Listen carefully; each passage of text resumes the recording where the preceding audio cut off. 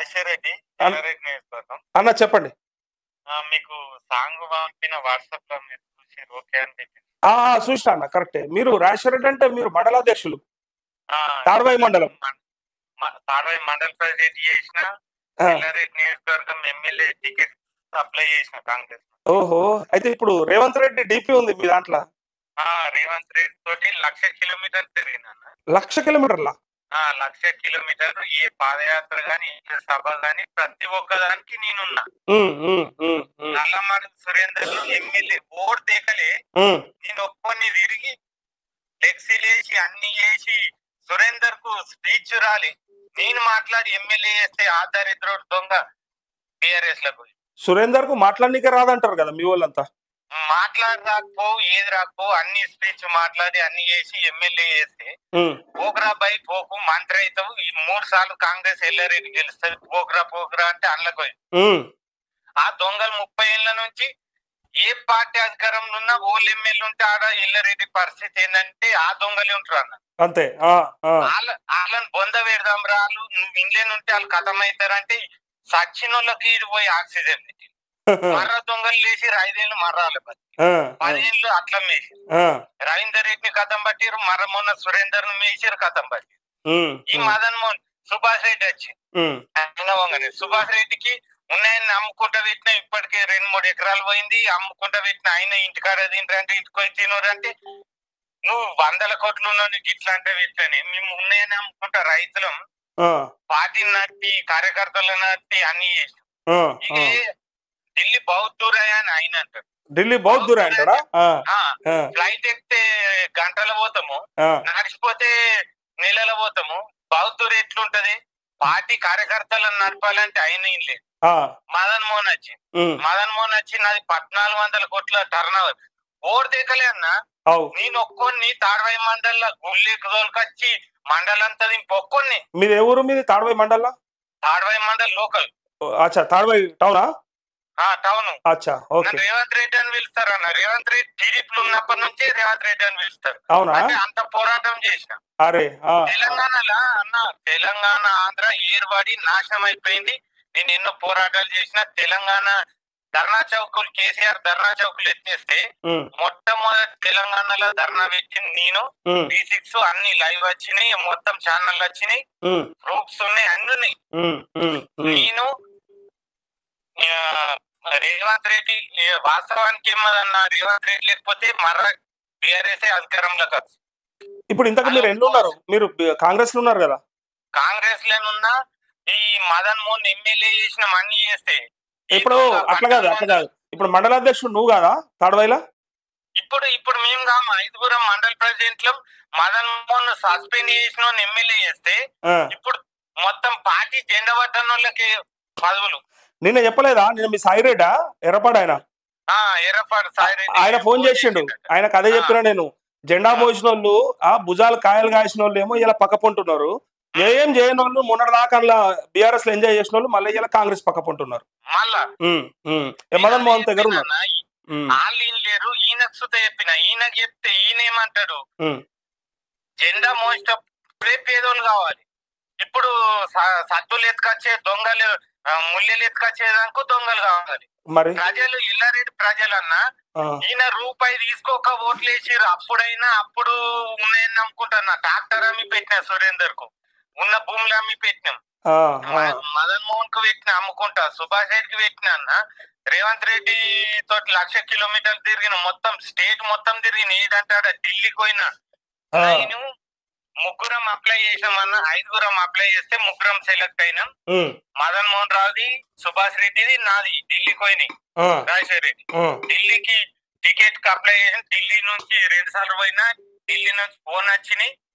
మన కోట్లు లేవు రైతు కోట్లు ఉంటాయన్న కోట్లు లేవు కాబట్టి మదన్ మోహన్ కోట్లు పెట్టిండు. సుభాష్ రెడ్డి అంకేసిండు కథమై మదన్ మోహన్ కోట్లు పెట్టిండు.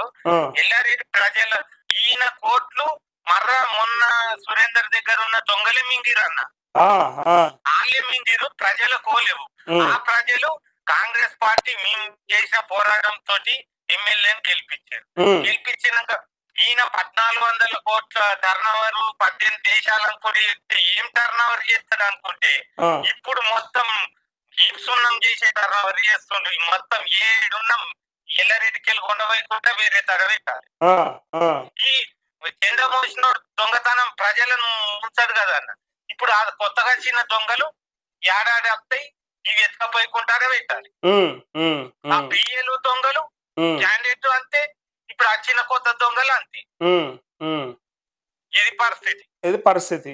మరి మీకు కార్యకర్తలకు లేకపోతే మీరు పనిచేసిన వాళ్ళకు ఆలోచన ఉండాలి కదా, మరి ఎవడు దొంగ ఎవడు దొర, ఎవరికి పని చేయాలి ఎవరికి చేయొద్దు, భవిష్యత్తులో ఎవడు మమ్మల్ని మూస్తాడని తెలియదా మీకు?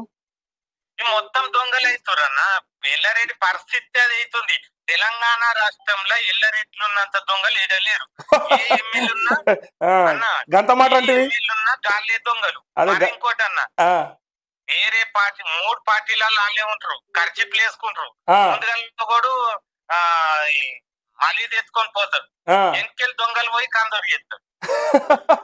ఈ పరిస్థితి అన్న. ఎల్లారెడ్డి గంత మాట అంటే ఒకటేసారి మా వాళ్ళంతా దొంగలు. నేను సత్యంగా చెప్తున్నా, వాస్తవం వచ్చేట. ఇప్పుడు మొన్న మదన్ మోహన్ సుత ఉత్కారేసిన మదన్ మోహన్, సురేందర్ ను, సుభాష్ రెడ్డి మీరు చేసి దొంగలై ఎల్లారెడ్డి నాశనం అవుతుంది. కార్యకర్తలు కథమే అన్న. 10 ఏళ్ళు జెండా మోసిన వాళ్ళు గరీబులం, పేద. ఇప్పుడు నేను రెడ్డి కావచ్చు, నేను పేద రైతును, నేను పేదోళ్ళం. బీసీలు పేదోళ్ళు, ఎస్సీలు పేదోళ్ళు, ఎస్టీలు పేదోళ్ళు, అంత పేదోళ్ళు మోసేది చెప్పులు లేని వాళ్ళు ఇలా బొత్తలు ఉన్నోళ్ళు, అన్ని కులాలలో బొత్తలు ఉన్నోళ్ళు దొంగలు. ఇది పరిస్థితి.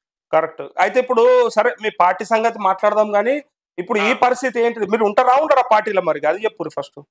పార్టీలు ఉండడు. ఇప్పుడు మొన్న రేవంత్ రెడ్డి దగ్గర 2 సార్లు పోయి వచ్చిన, శబరిల్ దగ్గర పోయి వచ్చిన, మదన్ మోహన్ వస్తుందా మొన్న వీడియో పెట్టిన, అది మీకు పంపిన, మీరు తర్వాత చూడండి. వేసిన పాతలను కాపాడకపోతే ఇప్పుడు నిన్న కోడిగుడ్లారా పడ్డాయి కదా, ఎల్లారెడ్డి వస్తుందా పడతాయి తర్వాత. అయ్యో ఒక్కసారి నేను ఒక ముచ్చట చెప్పిన మీ అటువంటి వాళ్ళ కోసము, ఇది విను, నేను వినిపిస్తా, లైన్ లో. ఇదేందో చూడు. ఇక చాలా మంది చూసిర్రు, మీరు కూడా చూసి ఉండొచ్చు. కానీ కార్యకర్తలు ఎవరన్నా జగిత్యాల కార్యకర్తలు, కొడంగల్ కార్యకర్తలు ఫస్ట్ రాష్ట్రం అంతా తర్వాత తెచ్చుకోండి.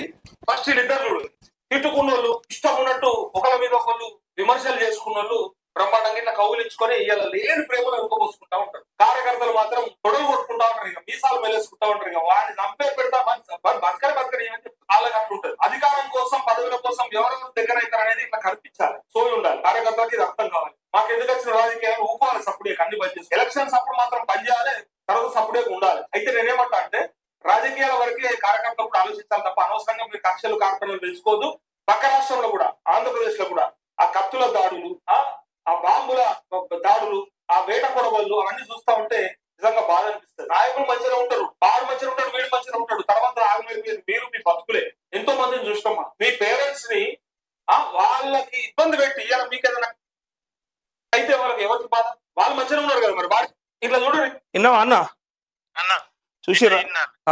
ఇంకోటి అన్న, ఇప్పుడు పుస్తేలు అమ్ముకుంటా పార్టీ నడిపిన వాళ్ళు 10 ఏళ్ళ మేము ఇలా పిచ్చలు జోకేటోళ్ళు దగ్గర.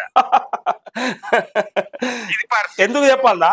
పాతోళ్ళు కష్టపడ్డోళ్ళు పనిచేసి పక్క పొంటి నిలబడతారు. ఇప్పుడు కొత్తోడు బొకేలు షాల్వాలు తెచ్చి ఫస్ట్ టైం కాబట్టి మంచి కలిసే వరకు అంటే వాడు గమ్మత్ అనిపిస్తారు, వాళ్ళు ఏదంటే చేస్తారు, అట్లా పక్కలు వేస్తారు. అన్ని రకాలు ఉంది. మస్తు ఉంది కదా మీ కామారెడ్డి రాజకీయం అయితే బ్రహ్మాండంగా ఉంది. అయితే ఈ లెక్క బ్రహ్మాండంగా ఉంది. తెలంగాణ రాష్ట్రం ఒక్కొక్క అన్న, నేను మొత్తం తెలంగాణలో మొట్టమొదటి ధర్నా చౌకులు ఎత్తేస్తే మొట్టమొదటి ధర్నా చేసిన నేను. అన్ని ఆల్ B6 అన్ని ఛానళ్ళు వచ్చినాయి. నేను చేసిన పోరాటం పెద్దది. ఇంతకీ ఇప్పుడు అన్న, ఇంతకీ రైతులకు రుణమాఫీ జరిగిందా లేదా మీ తాడ్వాయి మండలంలో, మీ ఎర్రపాడు గ్రామంలో?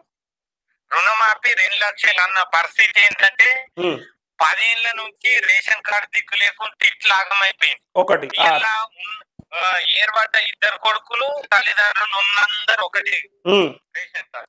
ఇవాళ రుణమాఫీ ఇటుగా అన్నా అటుగా అన్నా ఆగమైపోయింది. ఇవాళ సరే అన్న, అసెంబ్లీలో పరిస్థితి ఏంటంటే ప్రతిపక్షంగా ఇలా రోడ్ల పడుతుంకూడదు కాదు. అసెంబ్లీలో ఇలా దమ్ముంటే వీళ్ళు మొగోళ్ళు అయితే సరే, అధికార పార్టీ వాళ్ళు ఇప్పుడు ఏముందో తెలియక ప్రవేశపెట్టచ్చు రుణమాఫీ. మీకు తెలివి ఉంటే ఇలా 2 లక్షలు ఏడి, మిగతాది రైతులు బ్యాంకులు ఏమైనా చేసుకొని అని అడిగేటోడు ఓటు దిక్కులేడు. మేము మొగలం పరిస్థితి అన్న. 2 లక్షలు వేసినాక మిగతా అంటే నువ్వు కట్టుకుంటావా, ఇంటిని తీసుకుంటావా సంబంధం లేదు. అది అడిగిర్రు, సరే సరే వాళ్ళకి చేతగా లేదు, మీరు అదే పార్టీ నాయకులు, అదే పార్టీ కార్యకర్తలు, మీరు అడగచ్చు కదా, మీరు ఏపీఎస్ కదా, మరి 2 లక్షల కంటే ఎక్కువ కట్టలేరు సార్, మరి ఆ ఎక్స్ట్రా అమౌంట్ మీరే ఏదైనా ఒకటి చేయరు, లేదంటే మీరు రెండు ఇచ్చేది ఏదో ఇచ్చేసేయండి, మీరు రిక్వెస్ట్ పెట్టచ్చు కదా మీ అధికారులకి. ఇప్పుడు అదే జరుగుతుందన్న, జరుగుతుందా? అవుతుందా? మాట్లాడుతున్నాం, అవుతుందా? నమ్మచ్చునా? ఇప్పుడు అదే జరుగుతుంది కదా అన్న. అడుగుతురు కానీ అవుతుందా? నమ్మచ్చునా? మీ ప్రభుత్వమే కదా ఉన్నదని నేను అంటున్నా. కావాలని మేము కోరుకుంటున్నాం. పరిస్థితి ఏంటంటే ఇప్పుడు ఇక చెప్పిన కదా, ఇప్పుడు కాకపోతే నేనేమంటున్నా, కాకపోతే మీకు మండల స్థాయి, గ్రామ స్థాయి నాయకులు కాబట్టి మీకు ఐడియా ఉంటుంది, నియోజకవర్గ స్థాయి కాబట్టి అక్కడ మీరు గ్రామాలలో పోతే రేపు పొద్దుగాల ఈ లోకల్ బాడీ ఎలక్షన్స్ లో ఓటు అడగగలుగుతారా మీరు? ఈ రుణమాఫీ మీద ఇస్తారా? ఓట్లు పడతాయా మీకు? మొత్తం అయితే అడుగుడు. ఎట్లా ఉన్నది పరిస్థితి? అడిగితే వేసేటట్టు ఉన్నారా ప్రజలు, రైతులు? ఇప్పుడు అన్న నాకే ఫోన్ చేస్తారు, బీఆర్ఎస్ వాళ్ళు సుత ఫోన్ చేస్తారు, మొన్న ధర్నాలో కూర్చున్న వాళ్ళు సుత అయినోళ్ళని సుత కూర్చుండ పెడతారు. అయినోళ్ళు ఖుషీలు ఉన్నారు, కానోళ్ళు జరబాధతో కానోళ్ళు ఎక్కువ మంది ఉన్నారు కదా, మేము కోరుకుంటాం. కానోళ్ళు ఎక్కువ మంది ఉన్నారు, ఆ వ్యతిరేకత ఇంకెక్కువ కనిపిస్తుంది కదా. కనిపిస్తుంది. అందరికి కావాలి, 2 లక్షలు అందరికి కావాలి. మిగతా అంటే కట్టుకుంటారా, ఇంకా లోన్ లేపుకుంటారా, అది రైతులు ఇష్టం. కరెక్ట్. ఓకే అన్న, థ్యాంక్ యూ. మాట్లాడదాం మళ్ళా అన్న. ఇంకోటి చెప్పు, మీ దగ్గరకు వస్తా, కలుస్తా. నేను ఇంకా మొత్తం అన్ని రైట్, నాకు వాట్సాప్ లో మెసేజ్ పెట్టిండ్రి, నేను అడ్రస్ మీకు షేర్ చేస్తా. మీరు హైదరాబాద్ కి వచ్చినప్పుడు నన్ను కలవండి, మొత్తం మనం అన్ని మాట్లాడదాం, మీ ఎమ్మెల్యే సంగతి మాట్లాడదాం, మీ వాళ్ళ కథలన్నీ మాట్లాడదాం ఇక్కడ. ఓకే, తప్పకుండా. ఓకే.